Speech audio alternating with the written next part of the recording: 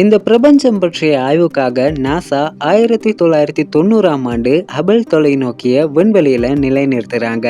Hubble தொலைநோக்கி செயல்பட தொடங்கிய பிறகு இந்த பிரபஞ்சத்தோட அழகான புகைப்படங்கள் கிடைக்கும் என விஞ்ஞானிகள் எதிர்பார்த்து இருந்தப்போ மிகப்பெரிய ஏமாற்றமாக தெளிவில்லாத புகைப்படங்களே நம்ம பூமிக்கு எடுத்து அனுப்பப்படுது. இதற்கான காரணங்கள் என்னவாக இருக்கும் என விஞ்ஞானிகள் ஆராய்ந்த போதுதான் ஹபிள் தொலைநோக்கியின் முதன்மை கண்ணாடியில ஒரு தலைமுடி அளவு பிழை ஏற்பட்டதன் காரணமாக ஒளிவிலகல் ஏற்பட்டு புகைப்படங்கள் எல்லாமே தெளிவில்லாம இருப்பதை கண்டுபிடிக்கிறாங்க. இப்படியான பிரச்சனைகள் ஏற்படலாம் என விஞ்ஞானிகள் முன்கூட்டியே கணித்து வைத்திருந்தமையால தான் ஹபிள் தொலைநோக்கிய விண்வெளியில வைத்தே பழுது பார்க்கக்கூடிய வகையில கட்டமைச்சிருக்காங்க.